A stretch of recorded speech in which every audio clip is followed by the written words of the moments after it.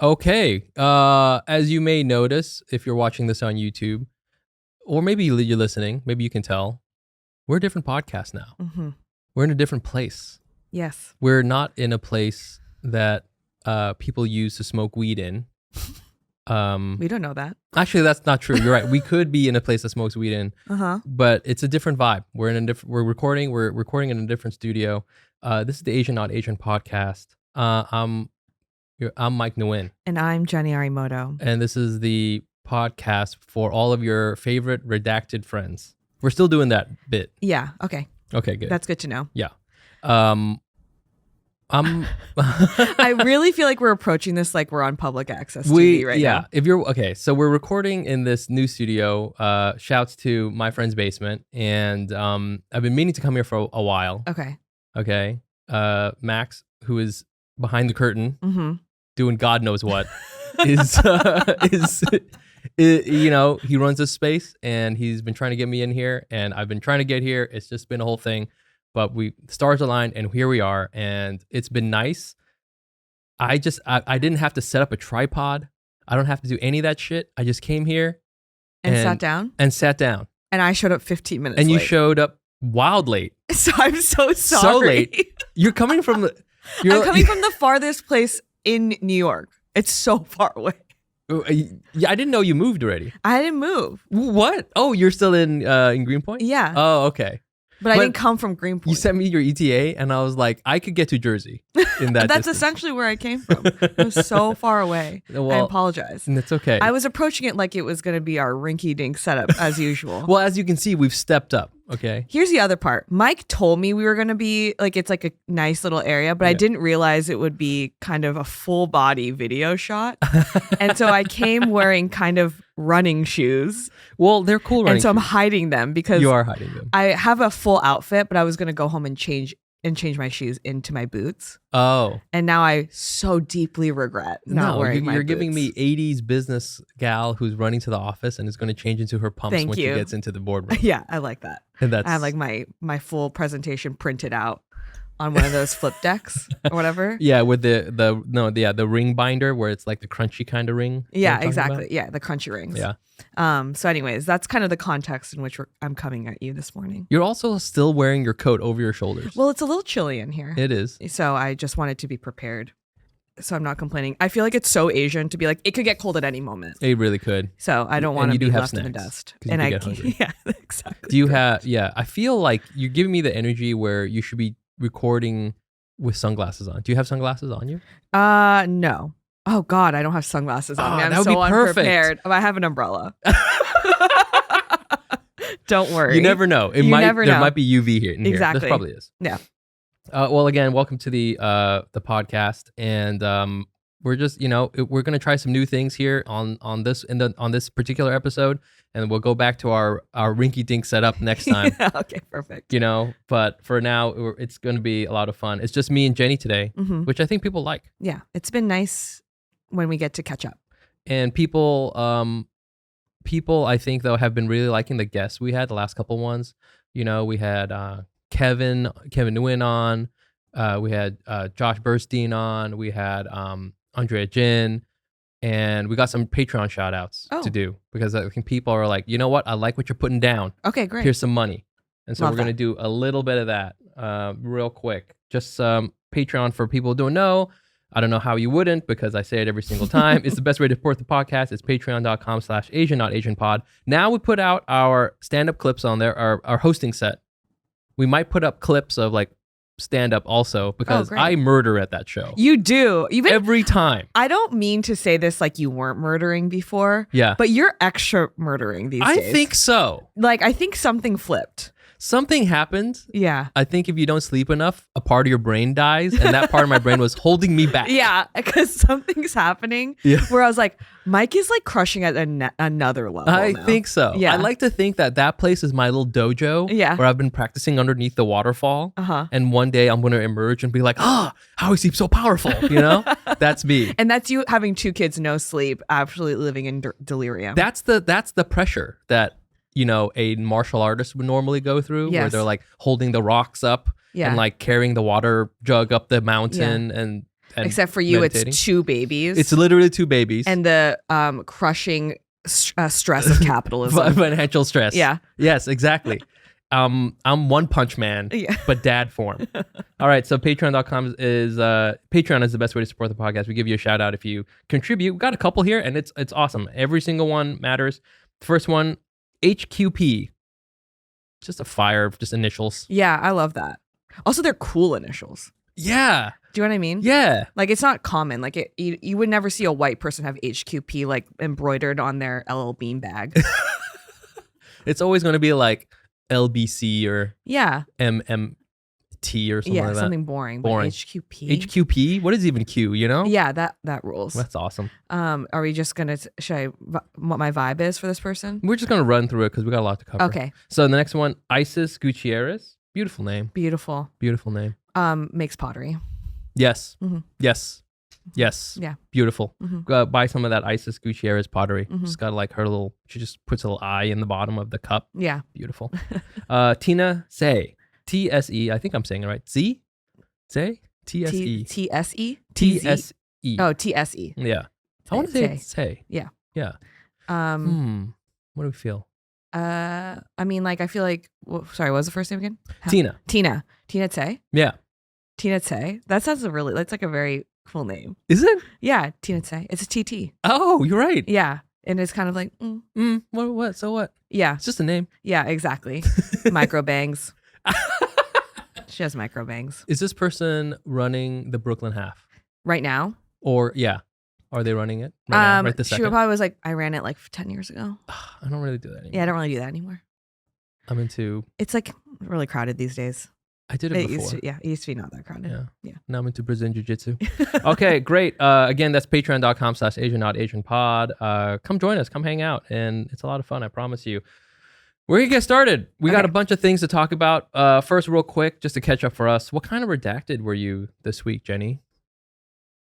Do you want to talk about? This is how unprepared I was. Yeah, I could talk about it. Okay. I was supportive girlfriend redacted. Yes. I like how you did it and you're steepling. So you're power moving as well. Yeah. Thank you. I don't love talking that much about him, but it was my boyfriend's birthday yesterday. There's a part of me that's like, I'm an independent woman. He doesn't matter to me at all. Yeah. Do you know what I'm saying? Yeah. But he it was his birthday yesterday. So I was like a birthday planning person because I'm like a Leo and I'm so annoying about birthdays. I love that. And he's like he's kind of one of those people who's like, I don't really care about my birthday. I feel like you're like that too, where it's like, it's no big deal. I want to celebrate it, but my idea of celebrating is very low key. Yeah. It's just like, let's go to dive bar. But do you say like, I don't want to make it a big deal because then it's like kind of embarrassing to make it a big deal? Oh. Is it like, where do you come from? Or is it just that you don't want to put a lot of energy in? You want it to be chill? I want it to be chill. Okay. But I do want people to come and hang out. My sense is that he is like, I don't care about my birthday. Let's not do anything for my birthday. Almost because it's like, to care about your birthday puts pressure on it in a way that like, if it doesn't hit those expectations, it's embarrassing. Or if people don't remember, it's like sad.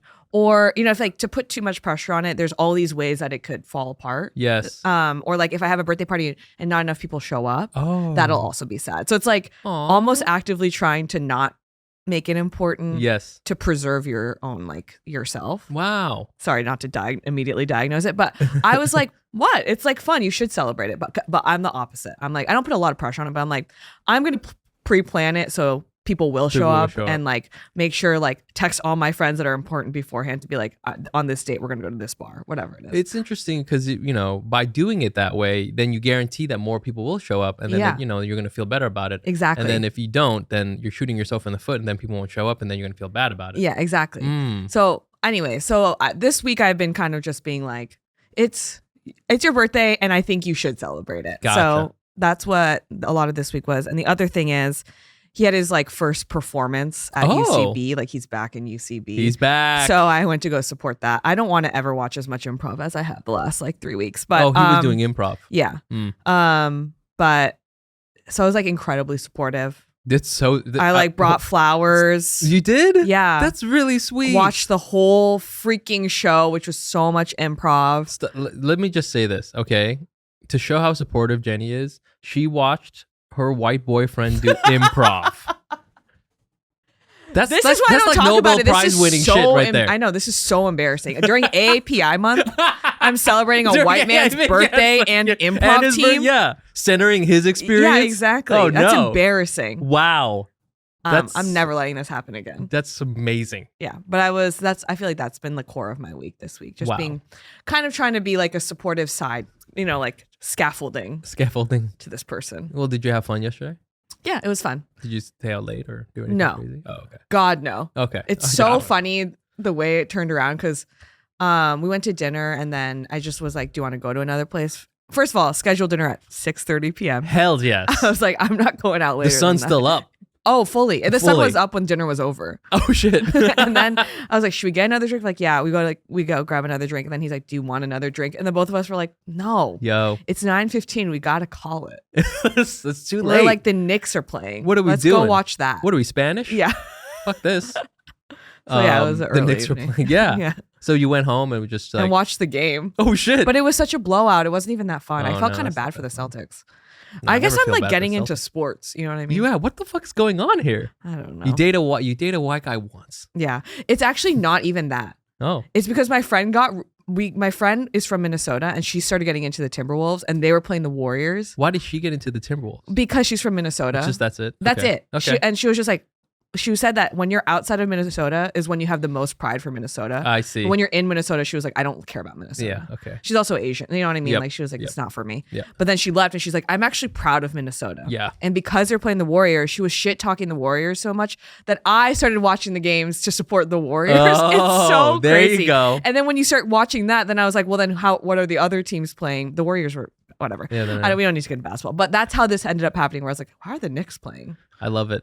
Anyways, the sectarian violence has begun. I've become a white man in all of this, and it's horrible. So, anyways, that was been my week. That's nice. It's been nice. That sounds really nice. Yeah. What kind of Asian were you this week? I was a Catholic Asian. Well, you got to listen. You got to check it out. Okay. First of all, new Pope. I like him. We got a new Pope. I don't know if I like him all the way, but I like him. We'll see. Yeah. We'll see. American, which Mhm. is interesting. Interesting. From Chicago. From Chicago. Everybody was talking. Speaking of sports. A White Sox fan. Yeah, everybody kept talking about that. Yeah. I love that was like the top three things. Not Yeah. like, oh, what's his stance on like, immigration or Gay marriage. or gay marriage or IVF or whatever. No, what is his sports his team? team? That Yeah. is the thing about being an American. Totally. Is that like it's the only kind of safe thing we can still talk about. I know. Where we're like, oh no, like I don't like you because you like the Timberwolves. Well, I Yeah. like the Warriors, but we can have a rivalry but not murder each other on Twitter or whatever. Yeah. So yeah, people got into that, and then I watched also Conclave. Oh, you just watched it? I just watched it. Okay. Finally. What did you think? I liked it. I liked the acting. I liked the cinematography. Yeah. The Did way you watch it because of the Pope stuff? I wanted to watch it before, Okay. and then after that, I was like, okay, now I really want to check it out. It was different than what I thought. That twist at the end, I did not like. Yeah, I didn't like it either. I could talk about that for forever. I thought they just like tacked that on, and I it didn't know. need to do it. I know. There was already plenty of crazy shit I know. happening. I was disappointed by that. Me too. Yeah. I was like really bummed out about it. Yeah.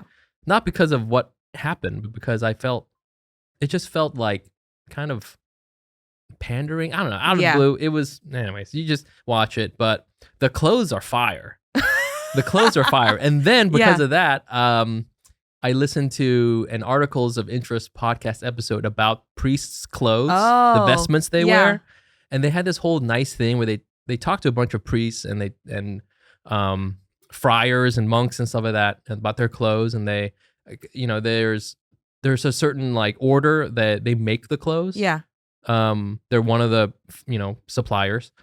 But it reminded me that like when I was Catholic and in the church, occasionally I would meet somebody who was, a religious person. Like, I'm talking about like a deacon or something. And they just had a really nice, different approach to life, which I found to be at the time I didn't, the sort of anti-capitalism fervor wasn't where it is now. Yeah. But now you would think of it as being anti-capitalist because it's see. like, we're here to serve each other. Yeah. And we need to like, give up all these things. And like, they were just, they embodied a lot of things, which I thought was really commendable and what I thought a good Christian really is supposed to be about. Even if I didn't agree on certain policies that they may have Sure. had. They were like, well, I don't believe in this. So, okay, fine. Yeah. But they were still, I could still say, you are probably one of the better people I know in my life. Uh-huh. And they, they really, they do it. They go out and they feed the hungry and they do all that shit. And I was like, that's really nice. And I was like, oh, this, if more people, okay, so like in Conclave, Ralph Fiennes' character, he's the dean of the Cardinals. And it, the whole thing is like, he has values and he had, he believes in these things. Mm-hmm. And I literally told Jane, I was like, if I met a priest or somebody who was like this, maybe I would still be Catholic. Yeah. Because a lot of times, not even the priest, but just like I would just like encounter all this stuff and I was like, this is nonsense. You're talking nonsense and you're hurting people with your beliefs and this is not what Jesus wanted. I'm out of here. Yeah. And so anyways, it just made me think like, oh, there was a little bit of me that occasionally I would meet someone in the church that I liked and I was like, maybe this is the right thing to do. I mean, I think the core tenets it was so interesting of like Catholicism or Christianity is like taking care of each other. Obviously, there's like other stuff, but like when you get down to it, it's like it is anti-capitalist, right? It's like to take care of people, take care of people. But it's like in the last like 10 years, especially, it's gotten so intensely. What do you call it?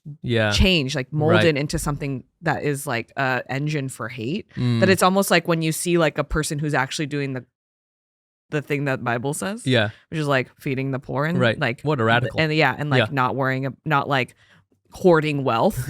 You're like, that's actually not that bad. Whoa, you heard about this nice. Jesus guy? Yeah, that's pretty actually, cool. Interesting. That's kind of nice. Anyways, we told you this podcast would be different, and now we're a Catholic podcast. Yeah, the second that we have nice lighting and 2 couches, we're like, actually, Catholicism is good. Yeah. Have you ever thought about? Have you thought about giving money to us in order to find Jesus? Anyways, that was like an interesting thing, and that it just was. Interesting. It was like a little part of me.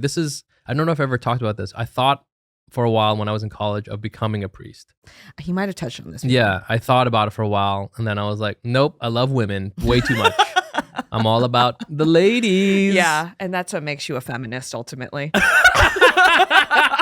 That was it. I was like, I'm too much of a feminist. Sorry, Jesus, you get it. So, anyways, Can I bring up something else that I've remembered from this week, and because it has to do with you? Okay. Oh, nice. So now you're into sure. it. So this is a complete right turn. I was just thinking about it as we were talking. I had dinner with a couple of my friends, and we're all like in our early mid-30s. Sure. Like we're entering our mid-30s. Yeah. And I'm not in this bubble, but my friend is in this bubble. She just got married last year, but all of her friends got married in the last 2 years, and they're all pregnant or they have kids. Oh shit! Yep. Like I think her friend group of like 5 people, like 3 of them all are pregnant or had babies. And I'm sorry, like, so and they're also like in their entering mid-30s or mid-30s. Yeah, like we're all about like 32 to 34. Okay. And so we were talking about it, and it's interesting because I assumed she would also do that. Because when you're like, when you kind of see it in friend groups, and I've seen this with my other friends' friend group. I think in the group of like 7 of them, 6 of them had kids. Oh wow! Around the same like 1 year period. Yep. It just like happens where it's like sequential, where everything happens, and then everyone feel like the people who aren't having kids feel an immense pressure to have kids because everyone else is. Yeah. And so I talked about you, not in this like weird way, but I was just like, well, Mike is like, I feel like Mike like was still in discovery mode at our age, like kind of like doing whatever, like figuring things out, and that you are like happily a dad now. And so we had like a long conversation. I was like, I think it's one of those things where you decide when you want it. If it is now because you want to have kids with your friends, that's also fine.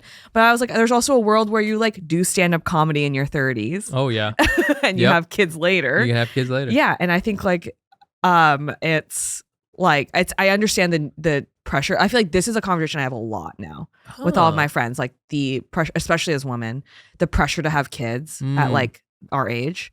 And I always am like, maybe because I'm in my bubble of comedy people who are not having kids yet. Yeah. I don't feel that same pressure. I understand, but I don't have the same pressure.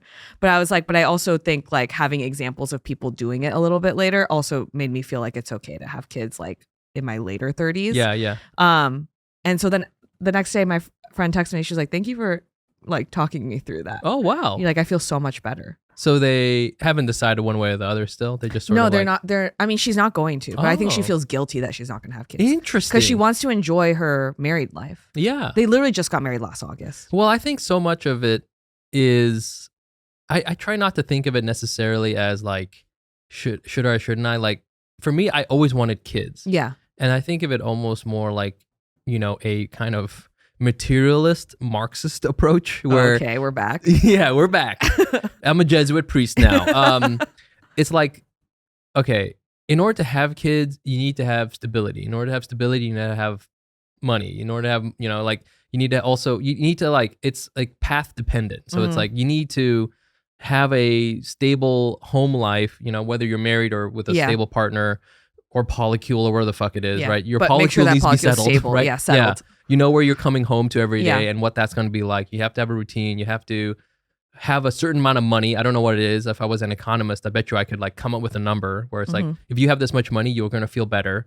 And for me, it was like, I got married late. I was a freelancer / comedian for a long time. So I didn't have enough money for a bunch of stuff, like, you know, but as soon as I got, like, a big one too was I had to pay off my student loans. Yeah. So once I didn't pay off my student loans until I was like 33. Yeah.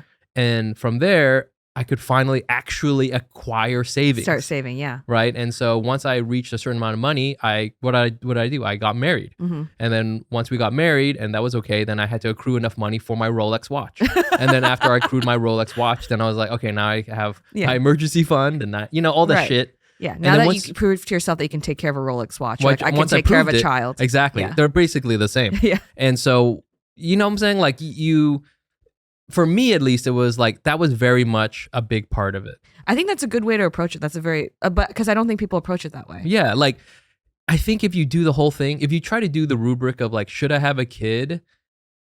It doesn't make sense to have a kid. Yeah. You know what I'm saying? It's a lot less like, for me, it was a lot more like, I want children, but is it possible? Yeah. And less like, you know, the pluses and minuses. I feel like if you do that, there's way more minuses. Yeah. There's way more minuses to having a child. Like, it's obvious. You know? But So I that's think what people I barely would try even to do the think about. plus and minus. It's almost like you ride the wave because you're Right. like, everyone else around me is doing it, so I'll do it too. Oh, I feel that would be such a bad way to have kids because it's like an irreversible. It's not I like know. having a dog or a Right. plant or something. Yeah. It's an irreversible decision that Exactly. will completely change your life for like 20 something years or Yeah. maybe more. And the fact that like I feel like she said her grandma is the number one proponent of weight.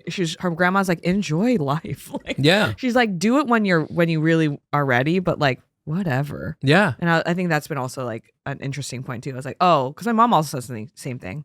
She's like, live your life, Yeah, and then look, if yeah, you want to go- have kids, have kids. Go to Japan. Yeah. Go to Hawaii. Yeah. You can't do any of that Exactly. shit before. You know Buy a what I'm saying? Rolex watch. Buy a Rolex watch. Seriously. You should do it before you got kids. And, Yeah. you know, anyway. Anyways, I use you as an example of someone who like, you know, did a different timeline and it was fine. Yeah, and it is a disaster. I'll tell you that. Drop a follow on Instagram and see what it is.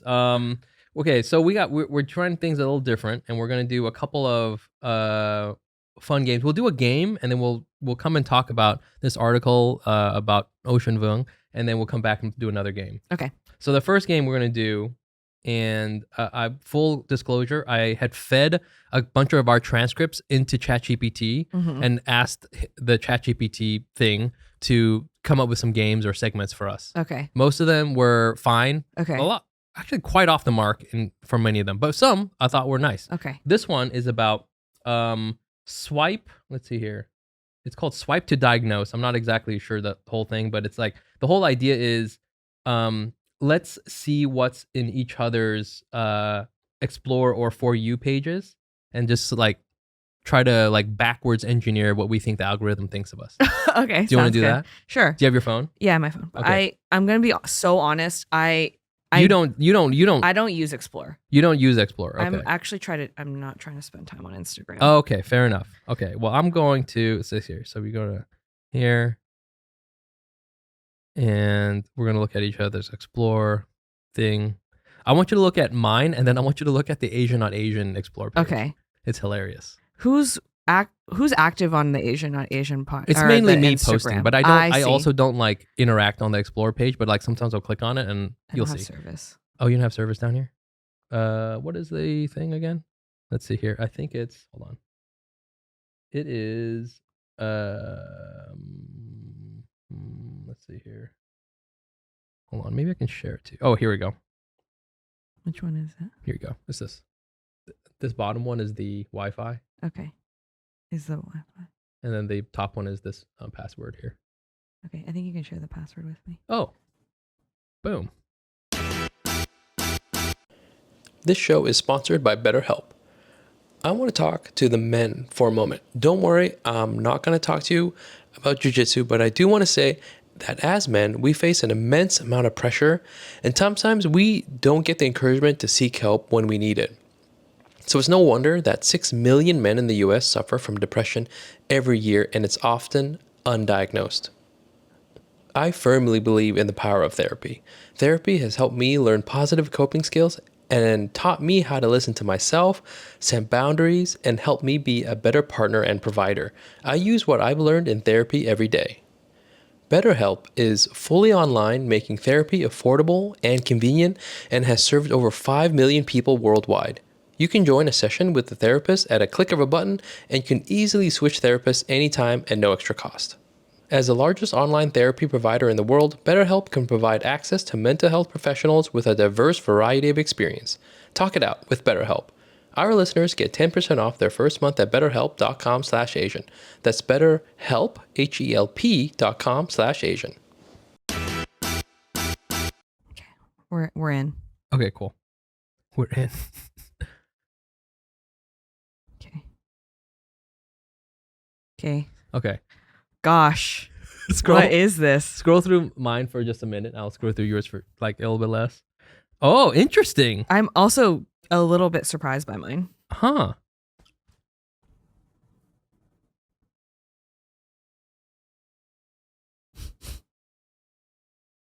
Interesting. Yours is so obvious. Yours is like menswear guy who loves memes. Okay. Okay. You want to go through Who's each Asian? other's? Yeah. Yeah. What is this? Okay. So what do you think this says about me? Is this phone? Do you think this is a good reflection of me, or is this kind of like a warped version of me? I think this is your Instagram version of you, Oh, which word. is I'm putting your phone on silent. Oh, thank you.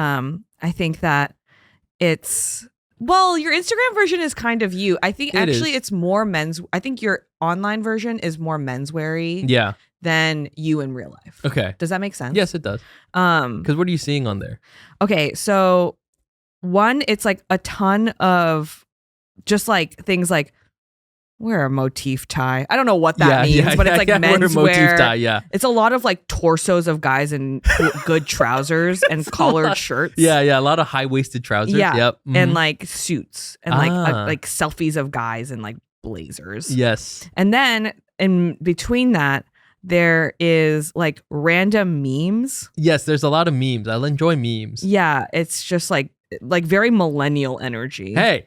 What it is? You're Okay. Squarely millennial. I am very millennial. It's like for some reason there's multiple house memes on here. Oh, yeah, I love houses. No, like from the show House. Oh, from the show House. Never even watched it. Yeah, but But I love the clips. Yeah.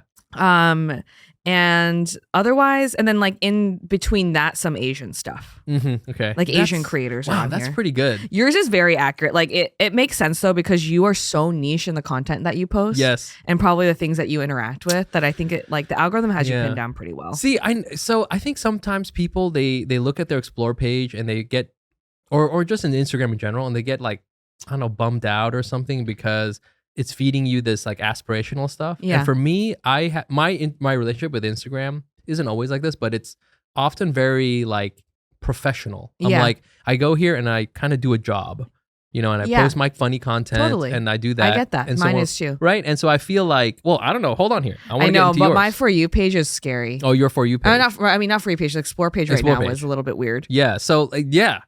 Can I go? Do you want me to into open it? It's I Oh, it's got it. open? Okay. Yeah.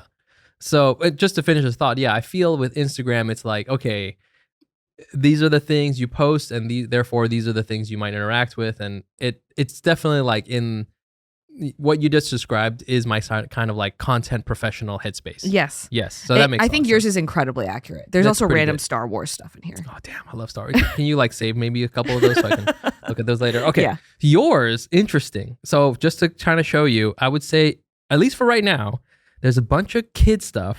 Oh, I know why. Kid stuff like a sleeping Asian boy, which is so cute. There's this one Asian toddler or Japanese toddler I'm obsessed with. So Dude. I look at, that's the only page. I don't follow him, but I go to his page to just watch the videos sometimes. Japanese toddlers should be illegal because they're so adorable. They're so cute. Forget it. And for me, it's like a nostalgia / homesickness thing because I can hear Japanese and I can see Japanese food. Oh, and so God. that's why when I feel like a little bit like homesick, I go and watch his It's stuff. so, I mean, it's very I cute. think that's going to skew my Explore page.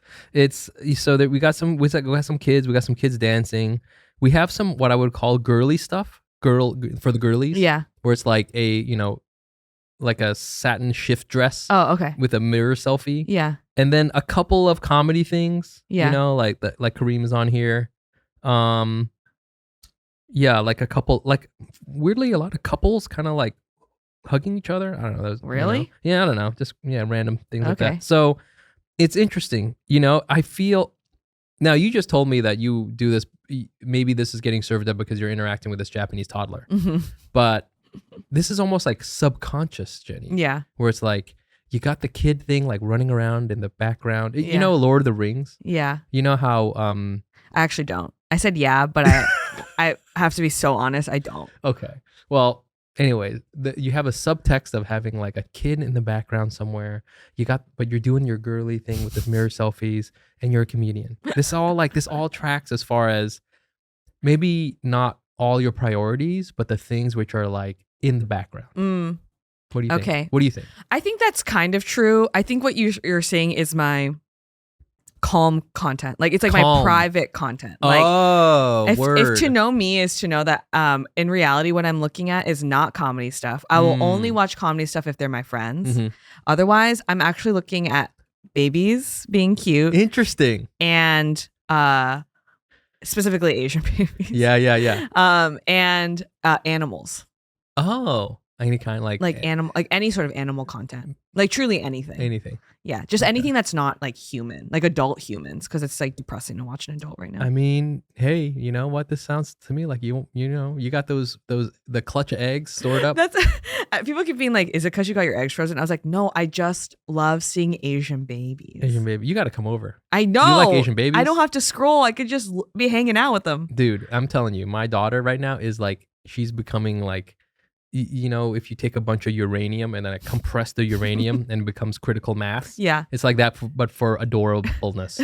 It's like she was really cute before, and now she's become like radioactively acute. Oh, I gotta get It's over insane. there. We call her Mochi. Oh my god. She's like a big mochi, okay. but with legs and arms. I that are just also wanna, like- mochis. She's extremely squishy. and Like cute. squish. Yeah. Okay. Anyways, I'm coming just be over. careful. Watch your ovaries. Yeah. That's all I'm saying. I've been watching them for a month, so What'd you think of the game? That was fun. that was fun. It was very private. Yeah, it was. It was private in that I forgot that I look at babies. Okay, hold on here. Now I want you to look at the Asian on Asian one. Okay, so Oh, I'm yeah. gonna switch to this. I'm gonna switch to I the. bet you it's gonna be so like millennial Asian stuff, Hold on like here. Wong Fu. It could be Wong Fu. Hold on here. It's this isn't as crazy as I thought, but overall, what do you see? Yeah, it's Asian. It's Asian, Immediately you turn it around, it's all Asian people. but yeah. Like literally Bajans versus SoCal Asians. Like that's like literally every conversation. Yeah, so we always have episodes about that. This is exactly correct. Mm-hmm. It's like Asian or Asian adjacent, like Randall Park memes. I used to. There are times when I go to the Explore You page or whatever it's called for Asian on Asian because I need to, I'll post something, Yeah. and it's only Asian babes, like Oh, Asian really? girls in bikinis the whole time. Not It's like this time. Tons. Not this time, which I'm glad. I just assume they feed every account that because they just gets clicks. No, it does. But right now it's not too bad. Now it's like there is a lot of Randall Park and some millennial-y stuff. Yeah, it's very millennial. Sometimes it's just like so like blatantly like is Instagram super horny or something? Yeah. Like it just got crazy, just TNA stuff, and I'm just like, Jesus Christ. You're like, oh, disgusting. As you Disgusting. scroll. Better take some screenshots Yeah. and send this And to probably send it and then also click in. and click in just and to see how maybe nasty subscribe these to their things are. newsletter. Yeah. They might have something really interesting to Pay say. for the Substack. Can you imagine going finding some hot chicken? It's like, Yeah. oh shit, she's got a Substack? Yeah, God, I want to know what's going on in her mind. What's going on? What's her take on the Ukraine thing? Okay. Now we're gonna talk about speaking of hot Asians, we're gonna talk about Ocean Vuong. This person's got a new book out, and what I want to talk about is actually Andrea Longchu's article, like critique of. It's really a critique of Ocean and his writing style and the whole thing about it.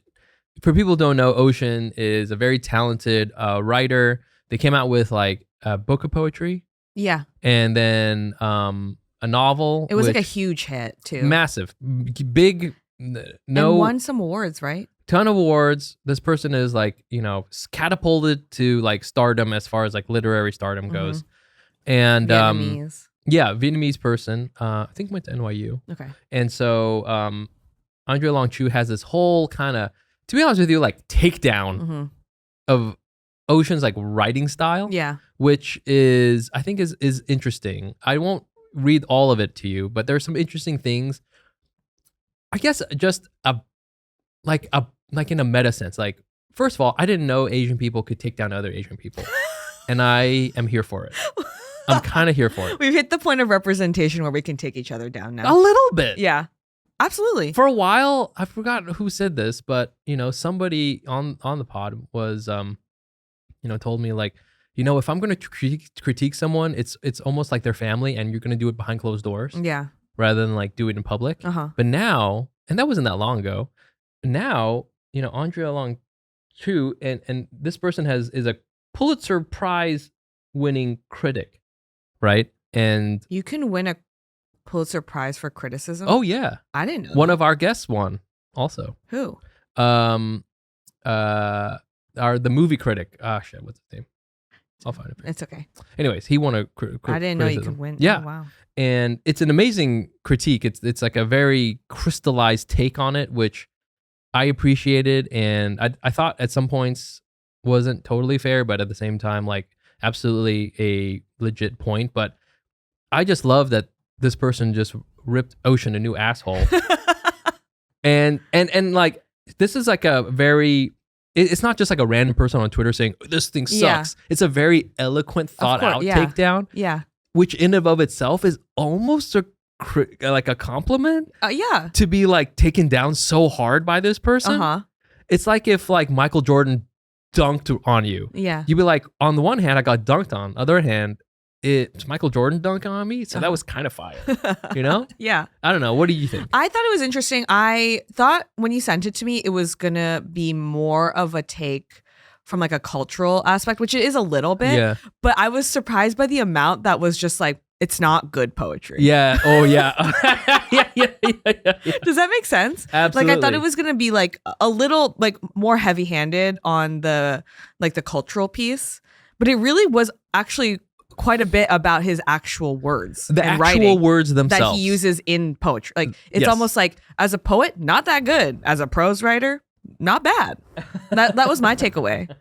Yeah, I think there's a in particular there's a sentence here that, let's see here.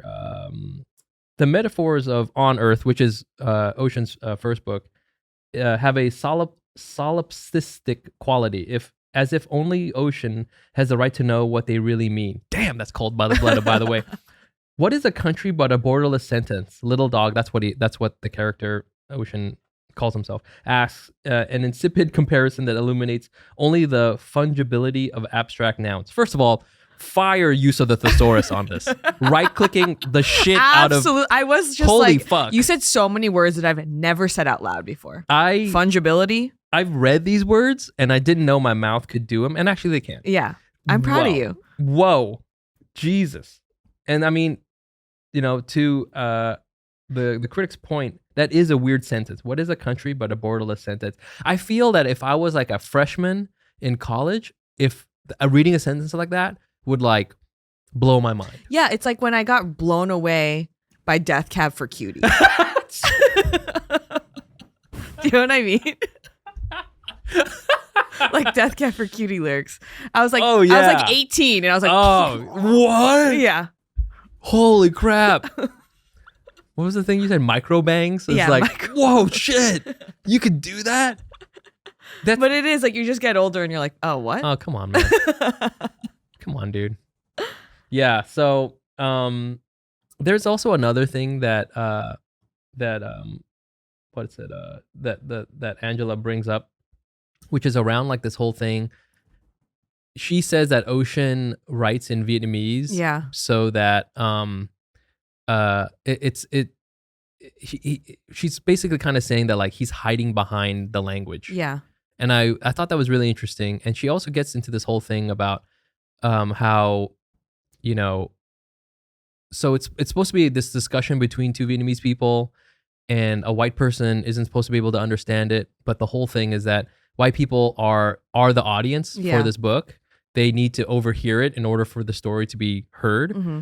And so there's that. And then there's this other thing about how like ultimately we don't, second generation Vietnamese people like myself and Ocean, Mm-hmm. don't actually speak the language that well. Mm-hmm. And so there's this other thing too, where you're kind of cloaking the work with this Vietnamese language. And then in a sense, like taking this otherness Mm-hmm. and like using that to your own benefit, Mm-hmm. which I think, to be fair for Ocean, I think is an interesting thing. As a second generation person who doesn't speak the language, sometimes you do want to just like use what you can of the language. It's very complicated, but I wanted to know what you thought too, because your Japanese is pretty good. Yeah, I mean, it's and It's solid. It's solid enough to get me around. Okay. Yeah. But like, I don't know if you had a take on that. Like, you know, there's this like tension between you and white people, and then other Asian Americans, and you know, all that stuff. Yeah. I know that part I got a little confused, but I mean, like it was so layered that I was like, I don't really fully understand. Like, Yeah. Because I think I think also the point was like it's almost like ends up being for a white audience at the end of the day. Yes. Right. Like yes. it's like using your identity, but then ultimately writing something that's for consumption by a white audience or something like that. Right. Yeah. I read it very quickly. Yeah. Yes. But yeah, I don't know. Like I kind of get that as a criticism, but then this is when I'm like, this is when you get the benefit of being a critic, is that you get to look at a piece of artwork and then add in these layers Yeah. while you read it. And I'm like, but like, I don't know, from your perspective, if you were writing what you know, Yes. which is second generation Vietnamese, not knowing the language fluently, Right. then isn't that just what you're writing, what you know? Mm. Like you're trying to both be like Vietnamese, your whatever, like your degree of Vietnamese is then. Yes. Not that she's saying it's invalid or whatever, but it's like, I don't know. I'm like, you get to say these things because with the benefit of reading a full book that's done. Right. And you get to also see the cultural response to it. Yeah. I don't know. Sometimes I'm like, there's just like a level of that doesn't exist when you're creating something. Right. Especially when that's just your identity. It's an interesting point you bring up, that like he is using the he is writing what he knows. Yeah. And using what limited language he uses. Like we had Kevin on, and he has his book Me Documents, and I feel like his Vietnamese and my Vietnamese is probably better, but like we're at about the same level. Yeah. And like that little me thing that we were telling you about, how that means my. Yeah. If you read it in English, and then it also means American. That's like a little inside joke for us, but that's also like the level of Vietnamese we know that word. Yeah. It's like the most basic word. But it serves its purpose and it does its thing, but it's not necessarily like we're trying to be that clever about it. It's just sort of like, this is the only word we know. Yeah. You know, there's only like a little bit of sprinkling of Vietnamese in there. I mean, like, I think if I wrote something, it would be maybe I know a little bit more, but I'm not like like native level. Right. Like I can do like casual stuff, but like the depth of the cultural stuff will be limited for me too. Yeah. Language wise, just because I'm here. I'm from here. Yeah. And so then if I wrote something to the extent that I did, I think you could do the same criticism to me, which is that like, okay, but you're not fully capturing this level of whatever. But if I'm like ultimately writing it for an English speaking audience, then I don't know. I just think it's complicated. And once again, I think it's the benefit of someone reading it and seeing the context in which it's read. Mm-hmm. You get to talk about it in a different way than someone who's building that world and like creating it. But this is what I think about any sort of criticism in general. It's like it's always easier to like criticize after the fact than it is to like in the real time build it. Yeah. Yeah. The quote from the article is Vuong claimed on Earth was a conversation between two Vietnamese people that a presumably white reader could only eavesdrop on. But I think maybe it's also like a conversation between two Vietnamese Americans, which was like a different thing. Because it's like a different conversation if it's like my parents and my parents' friends versus like me and Ocean. Yeah. You know, because we'd be talking about just like memes and shit. Yeah. With some thrown in Vietnamese words Right. occasionally. Right. You know, but we're mainly talking about like. I got a haircut this whatever. week and my hair person is from Japan. Uh-huh. And if you heard her conversation, because she's like from Japan, but she lives here now, but she's like from Japan, Sure. Japanese. And then I'm like here, whatever. And if you heard it, the Japanglish was crazy. Japanglish. Yeah. Do you know what I mean? Like Yeah. it's like such a specific experience to like have like to know both sides and then like talk about it. And even us are like different levels of both sides. But if you heard it, it's like such a specific experience. That experience as it was happening, I was like, this is so fun. Yeah. And then this other white hairdresser walked in and we switched fully to Japanese. Oh shit. Yeah. Whoa. But it's like that. I'm like, I don't know. It's like different. This would never happen in Japan. Yeah. Like, right, because exactly. we wouldn't be That's switching kind of the whole between. thing And then about being in America. Yeah. And then like you And then you get don't this have thing. the American context of that. Right. I don't know. There's just, it's like a nuanced thing. I want to hear you speak Japanese. I don't think I've heard you extensively talk it. No, you saw me that And- one time when I talked to Yoko. For like a second. Yeah. And you were like, whoa, whoa, your vibe, because my vibe changes. what happened, Hello Kitty? Yeah. That shit was different. I would love, maybe I'll just get a Japanese guest on here. Okay. Let's see here. Matt, I don't know if I can talk to you. Max, how much time do we have left? You can go for another 15. Okay, cool. Are you good? I want to give you the full hour. So Okay, Wow, great. Thank you so much. Okay, cool. That was on me. No, it's all good. We're gonna have this other game we're gonna play here, and if you're up for it, Mhm. and I think you'll like this one. Okay, so the idea is the idea for the segment is I would kill for a single neutral beige thought. Can I just say again, ChatGPT wrote that. That's pretty good. That is pretty good. That's pretty funny. I want to say I hate AI. Yeah. It's ruining our planet. Yeah, it is. But that's pretty funny. Oh, I mean the kilowatt hours used to create that sentence. Yeah. Poured out a astronomical. full bottle of water on like wasted water for Oh that, but yeah, no, we burned that like sentence maybe was fun, so. yeah, like 17 gallons of gasoline Yeah. for one pretty funny joke. Yeah. Okay, great. So what is this? Okay, so let's see here. So it's good at some like little things like that, and then like it'll sometimes try to give you like a script. Yeah. Terrible. Mhm. It's the worst script I've ever seen. That was a terrible use of gasoline. But let's see here. Here we do. Okay, we can open it like this. 10 seconds of silence. Okay, so can we just not have any thoughts for 10 seconds? And you ready? Mm-hmm. And then what? We'll just see. Okay. Start.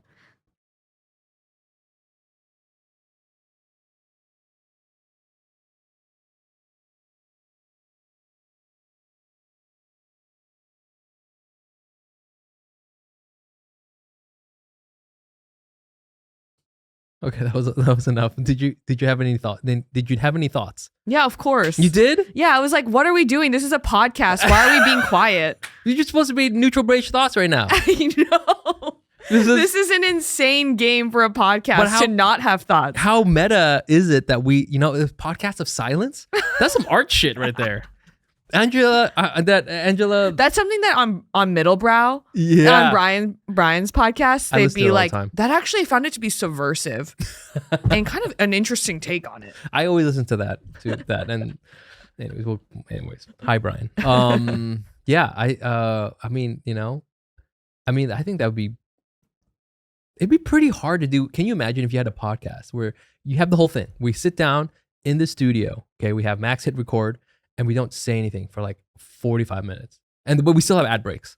You have ad breaks? We have ad breaks, but no talking. But we sit here in but real time. Who would listen to it? I don't know. You don't think people would listen to it? No. I think there's going to be You someone. have silence and then ads? Yeah. That is a company's dream.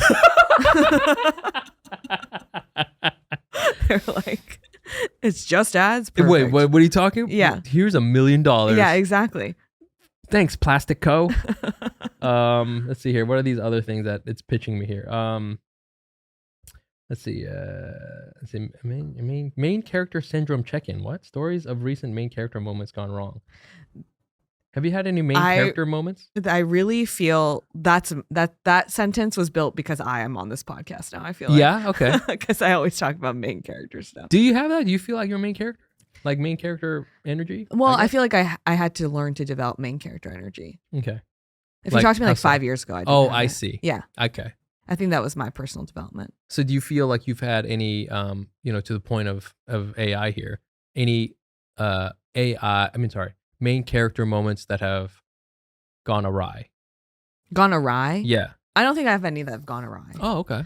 I think that part of getting older, I don't know if you feel this way, but part of getting older was me like realizing that everyone is their own lives main character. Yes, that's true. So like everyone's going through their own stuff. So I think when you're younger, you're like, oh, I feel slighted by this friend, or they didn't remember this thing and they didn't text me, and because you're the center of the world. Yes. And so you feel like frustrated, and then you almost are like that. So that means it's like either like I'm not good enough to be a good enough, like I'm not good enough for them to text me, or they don't care about me enough. Which is why they didn't do this thing. You know, like you get disappointed and whatever. Of course. And you like hold it against them. And that's me in my 20s. And then being depressed on Tumblr, writing about it. You know what I mean? I'm so lonely and no one cares about me. Yeah. And I'm listening to Death Cab. Yeah, exactly. Yeah. And being moved by like the use of their rhymes. And then you move through life, and my like late 20s to early 30s has been realizing,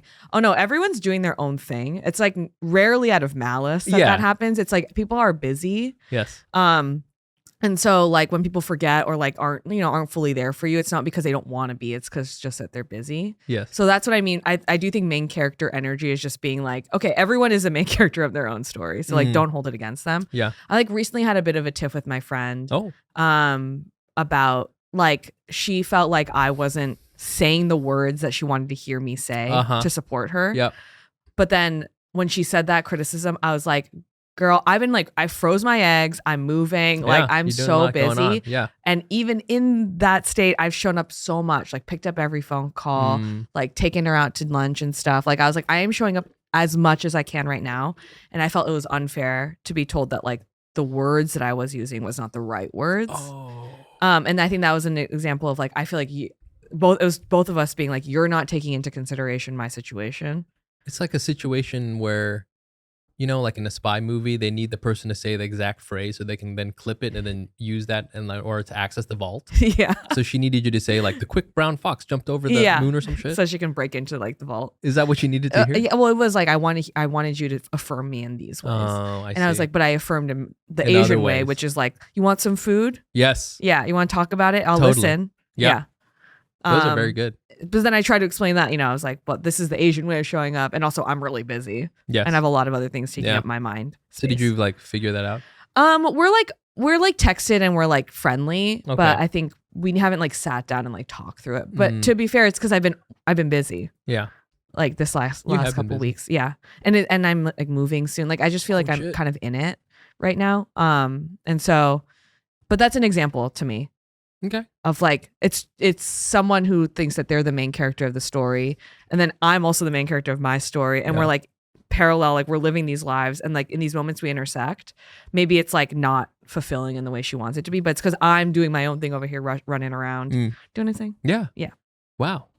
I guess you could kind of throw any chat GPT word at me and I'll just figure out how to talk about it. No, well, this is a good one. So like to close this off, all right, we're going to have beige fantasy. Okay. Are there beige fantasies you have where it's like, I don't even know. Okay, the example here is, what's your beige fantasy? For Mike, maybe it's reading instruction manuals. Jenny being a quiet girl on a bench with no phone. What's the use of the phrase "quiet girl" feels like an absolute read of me. It knows you pretty well. That is actually pretty accurate. What's your scary. beige fantasy? Would it be reading an instruction manual? I don't think it is. No, it's not. It's what would be my beige fantasy? I think it would be something more along the lines of like doing something like, I don't know, like cooking or something. Something where I don't have to think of words. I'm so bad at this now. This is since ChatGPT took over. You know, like where I don't have to like come up with really concise, pointy thoughts. Yeah, you're just existing. Which is like kind of like honestly my job. Yeah. You know? Yeah. Literally in both ways. In both ways. And sometimes I'm just like, there are fantasies sometimes where I'm like, I wish I could be like a barista or a waiter. And not to say those people don't think or something. I'm just saying that like as a barista, it seems like you can go into a flow state of just like, you're taking an order in, your hands are moving, you're stepping around people. Yeah. You're calling things out, things are coming in, things are going out, and you're like living like literally, you know, cup to cup. And I think that's really nice. I think so. That's for you to take that is to cook. I think so. Yeah. Or maybe I would want to be a barista. Okay. It's just like, hey, that'd be kind of nice. Yeah. And you get to just like have like fun chat. Yeah. Just with, like the community. Yeah. And just I'm here. I don't have to like worry about content. Yeah. I can't scroll on my phone. That would be nice. That is nice. You know? Yeah. Okay. I guess my beige fantasy is not off from ChatGPT, which is what scares me, is to like not have to, I want to have a weekend or like a time period where I don't have to plan anything, because I feel like most of my job is planning and organizing. Yeah. So it's like a weekend where I don't do any of that. Someone else does it for me. Oh. And so it's like a set thing that like, maybe it's like a set weekend plan at a resort or whatever, like a space that is like hands off, and I just show up. Okay, today we're gonna do a massage, and then tomorrow we're gonna. But would you? I just show up. They just tell. I don't even have to know. They just kind of like take me from place to place. You from thing to thing. And but would you like that? I mean, I know you, and I feel like you would still be like, but still, can I get like an itinerary or something? I guess I would. At the beginning, I would say, can I get an itinerary? If I knew how to dress, that's good. Okay, yes, that's good. But yeah, like just like a time period where I don't have to plan. I don't have to do any pre-work for it. Yes. And even more beige than that, it is just to sit, no phone, sit in nature, under shade. Shade's important. It's warm out. I'm in shade, reading. Reading? What kind of book? Probably a fiction book. Maybe Ocean Vuong's new book that got eviscerated. Actually, the new one didn't get eviscerated. Yes, the new book. The old one got eviscerated. Don't read that one. That one sucks. Yeah, the new Ocean Vuong book. Yeah, that one's good. Outside, no phone. No phone. In shade. That's pretty good. Yeah. Being quiet, being a quiet girl. Wow. Okay, so ChatGPT knows who I am. I'm not that complicated. Yeah. Wow. Okay. It's embarrassing. Well, this is now the ChatGPT podcast, and about time. Yeah. Sometimes I'm like, AI, take over. Yeah. You know how people say, take the steering wheel, Jesus? No. Take over GPT. You know they're going to. Thank God. So I can just be a barista. We've fully given up. Like I just, you know, I mean, we've as humans have fucked this up hardcore. Yeah. Someone else needs to take over. Yeah. I don't think it's AI. I think it's aliens. Every day I pray for an alien invasion. It can't be worse than this. We are happy that you are listening still. Yeah. I hope you are. And, you know, I hope you had fun. This was fun for us. Yeah. You had fun. Also, great lighting. Great lighting.